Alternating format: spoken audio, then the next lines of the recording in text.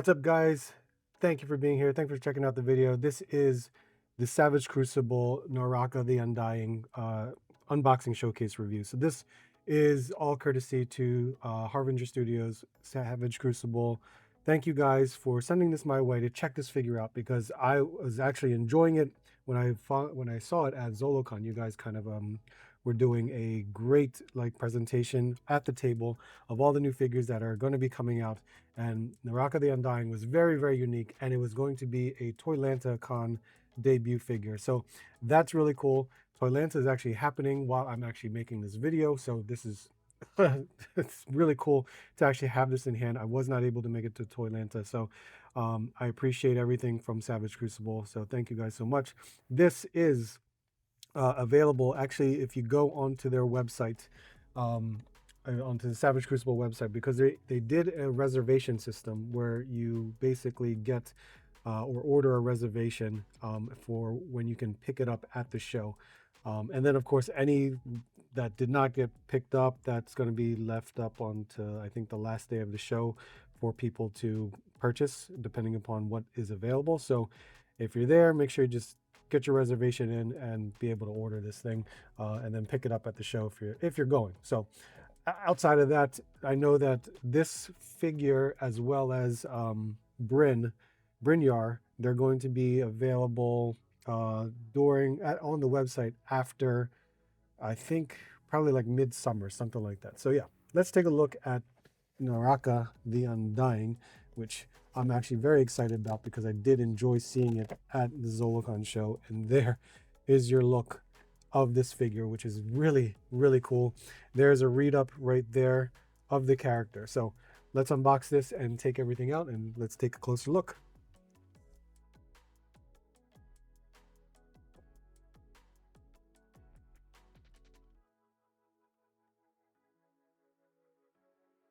All right, guys, there you have it. There is Naraka completely unboxed. So let's take a look at the accessories first.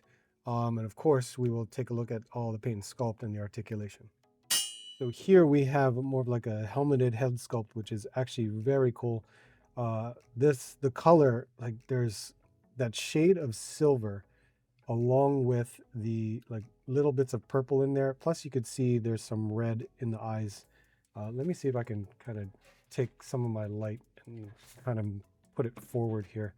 Hopefully, hopefully it's not too big of an issue, but yeah, so that looks really good.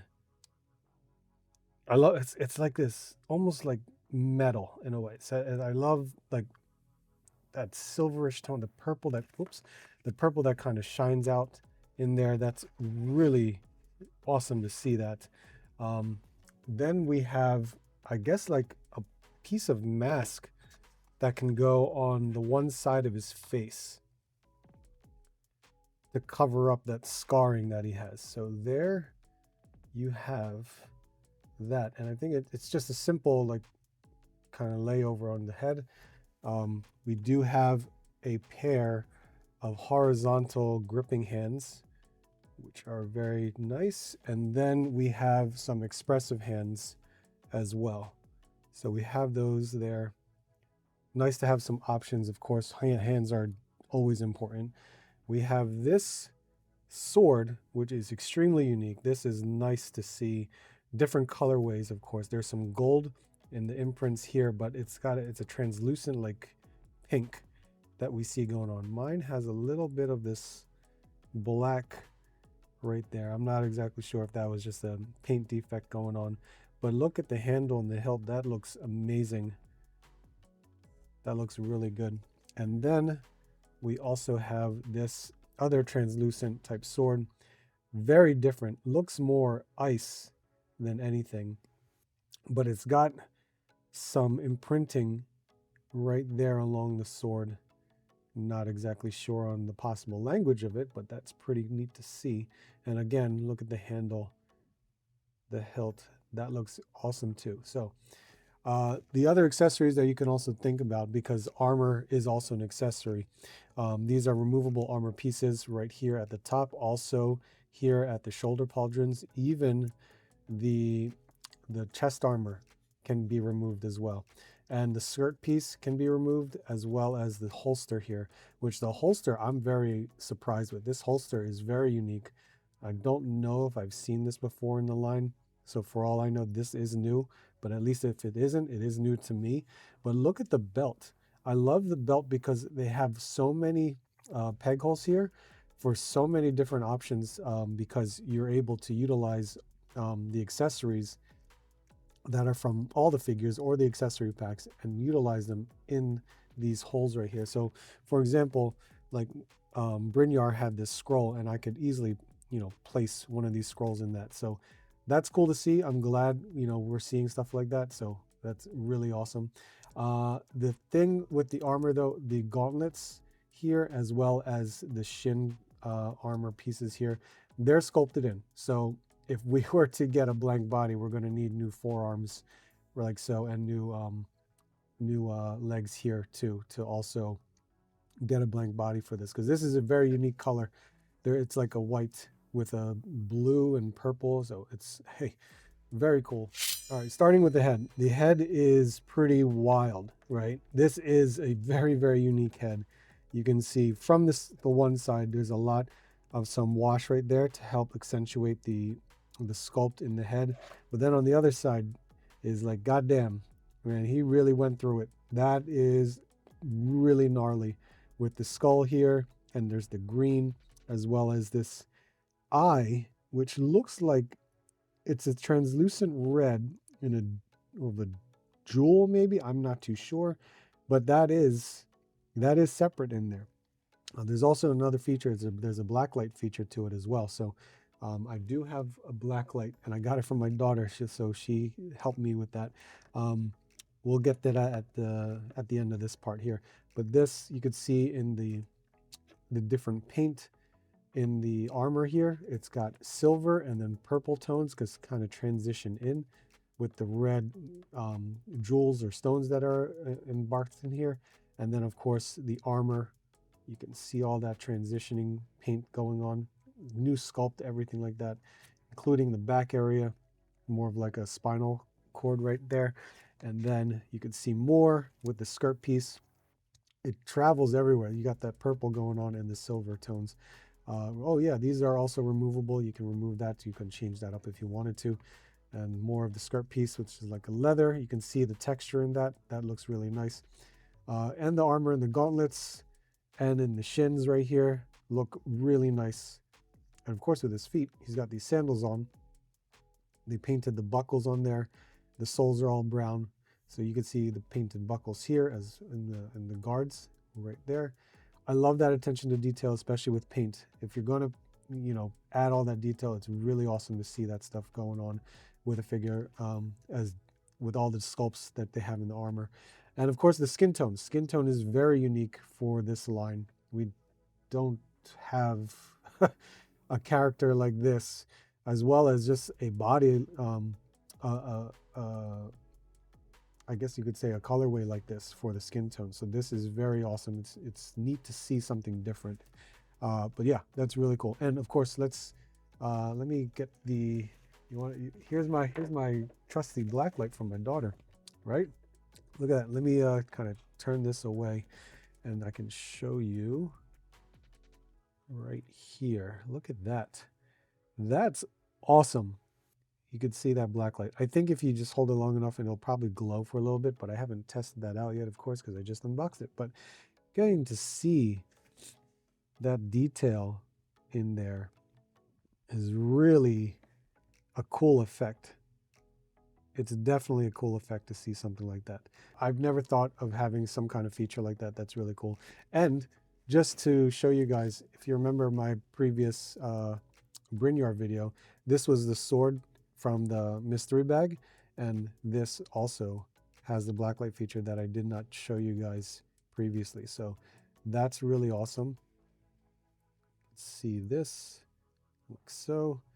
And this one was actually showcased at ZoloCon with Naraka holding the sword. So I'm glad I actually got that in the mystery bag. So yeah, there you go. Which, speaking of mystery bag, my God, I didn't even go through those mystery bags. So let's go through that as well.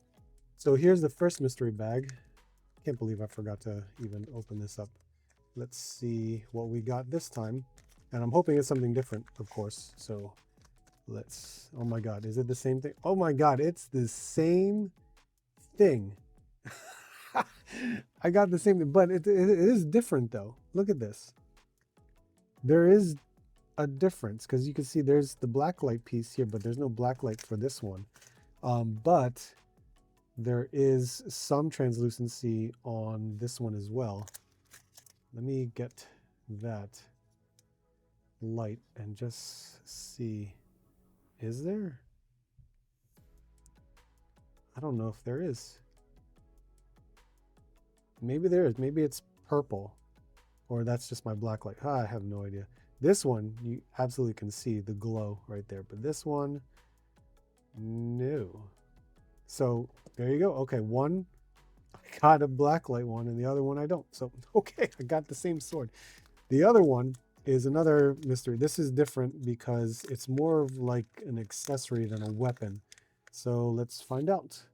Oh, see that? Look at that. It's another necklace, but there is some kind of emblem that I don't know exactly what it is. And if you saw previously in my other video, the other one I got was this one. So now I got two different ones. Awesome. Nice to see. So moving on with articulation, I think we can all expect the same articulation for Savage Crucible. As you can know, there is a dumbbell joint at the head in which you can easily turn left and right. You can have a lot of tilt right there, which is wonderful. You can look down that far, and he can almost look up. Almost. Not a lot, but he's got a good amount of looking up, but that's okay. These shoulder armor pieces are on a ball. As you can see, they are connected into the back here, as with all Savage Crucible figures have that connection point, so you can interchange and swap parts if you need be. Same thing with the shoulder pauldrons here. There is a dumbbell here in which you can connect them, and you can swap out pieces just like always. With that, as you can see, you can move some pieces out of the way, and you have here your 90-degree for the arm, a bicep swivel, and of course we have twists at both joints of the elbow and your wrist peg as well, which he can do 90 degrees, just a little bit more, a little bit, not a lot. And of course there is a butterfly joint, and the butterfly joint right here, let me see if I can, there you go. There you go. There's your butterfly joint. You can see the back area kind of comes out when moving it forward like that. So this can easily do a two-handed grab with a sword. And I think if I can just move there out of the way, yep, as you can see here, see that? There's that range right here that pulls out. So you can easily get a two-handed grip right there. There is a diaphragm cut right up here, as well as a ball waist. So the ball waist, as always, is wonderful with Savage Crucible. You can also twist right here. The diaphragm cut, although I'm not getting a lot of movement from the top. And it's not to say that the armor, the chest armor, is a hindrance, but I am just trying to see without moving the waist. Okay, yes, you can kind of move forward a bit, and then because I can see where the abs are right here, it can get tucked in quite a bit, so that's pretty good. And going back only so far. So legs, there is an upper thigh cut. There is your double jointed knee, like so. And they do twist at both ends right here, so you can actually twist them there. And then of course your ankle has a rocker like so.